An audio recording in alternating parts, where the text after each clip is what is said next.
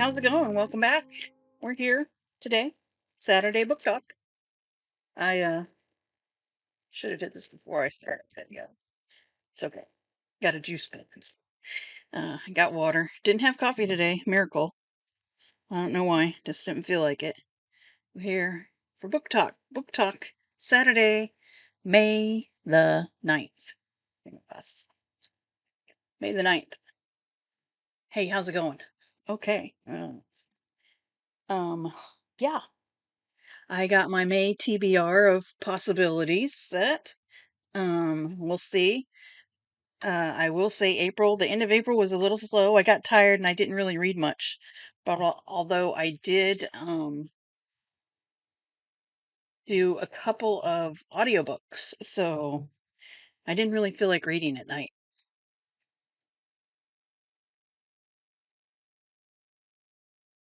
Brought to you by High Sea Orange Lava Burst. Not sponsored. I've had these for a while. I keep forgetting to drink them. And I think they might be old. Anyway, it is what it is, people. But yeah, so the end of April went kind of slow for reading, but I did finish, not that one, not that one, not that one. I did finish one,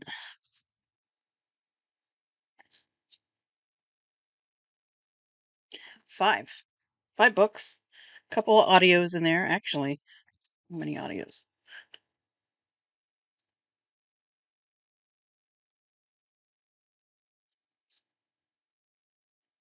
Actually, four of the five were audios, so that's pretty good. I'll be working outside more this summer because of the garden and uh, supposed to be planting, but it keeps raining and getting cold, so I keep putting it off.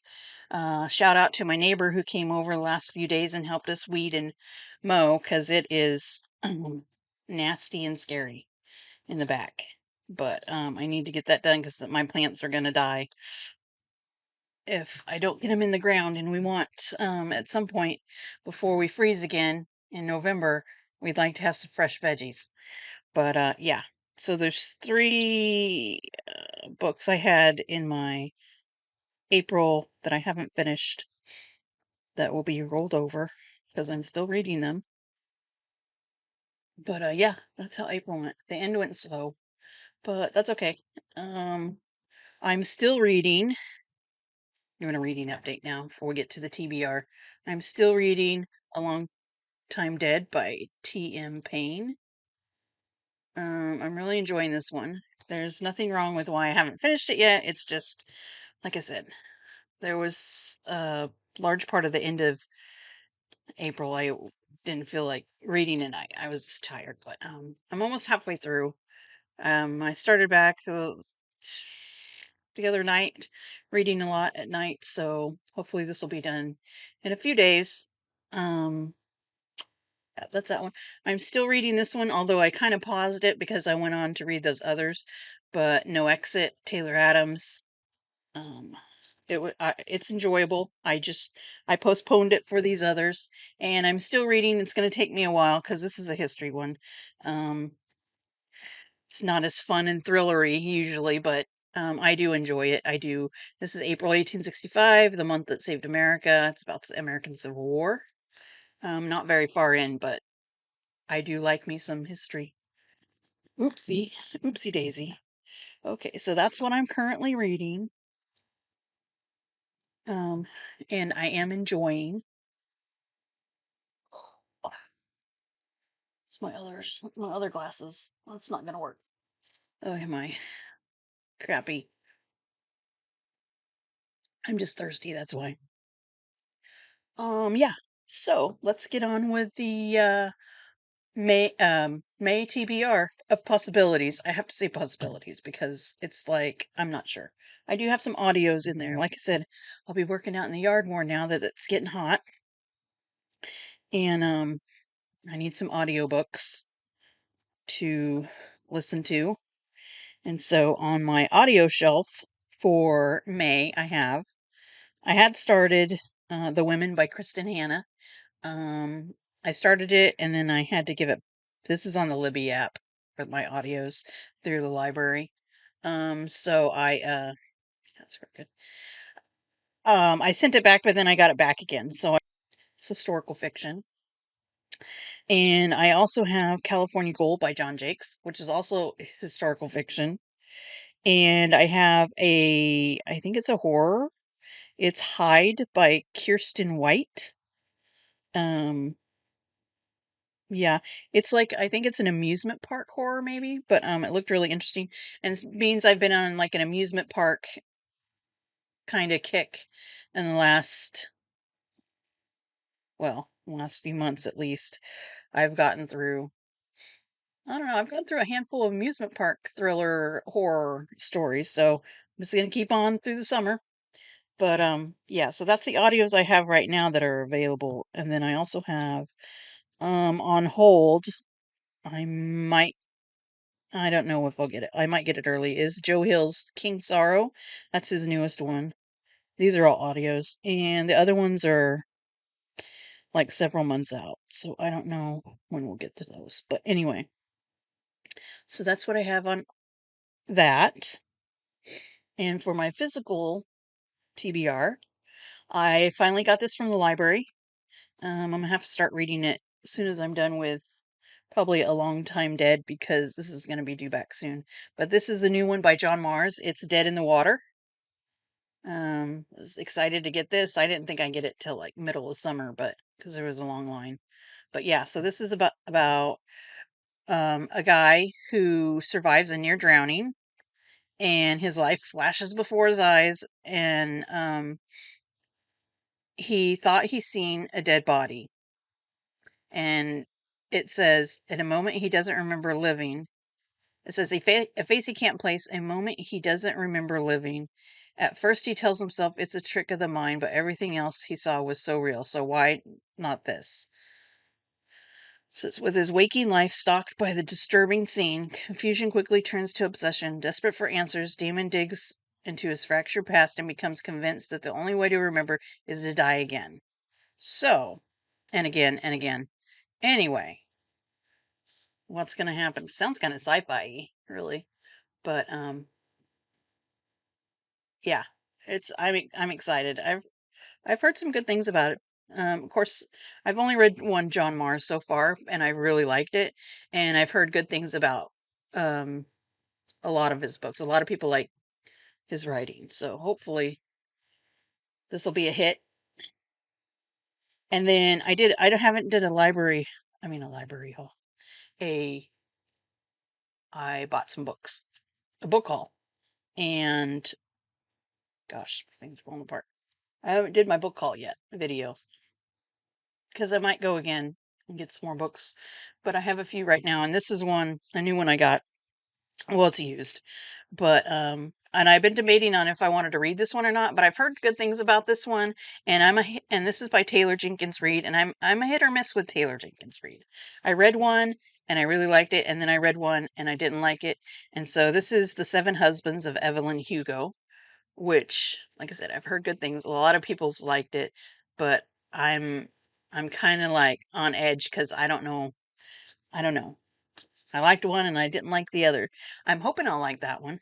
Oh, and that one is about the seven husbands of Evelyn Hugo. So this has I think one what I heard was one of her husbands was the father in Malibu Rising, and that's the one I read that I didn't really care like. Um, I think that's what I heard. This is a Hollywood icon. Evelyn Hugo is finally ready to tell the truth about her glamorous and scandalous life. But when she chooses unknown magazine reporter Monique Grant to write her story, no one is more astounded than Monique herself. Mm-hmm. Da, da, da, da, da. From making her way to Los Angeles in the 1950s to leaving show business in the 80s, and of course the seven husbands along the way, Evelyn unspools a tale of ruthless ambition, unexpected friendship, and great forbidden love.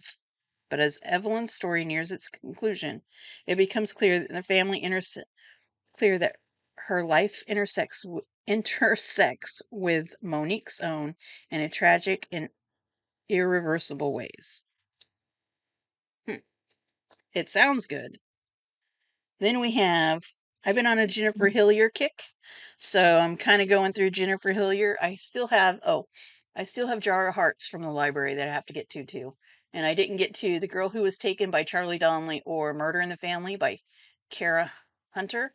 That was on April, but I'm definitely want to get through Jar of Hearts, so that's on the list. And this is the other Jennifer Hillier I got from the library. It's Creep. I really like the cover. It's just pink. Um, yeah.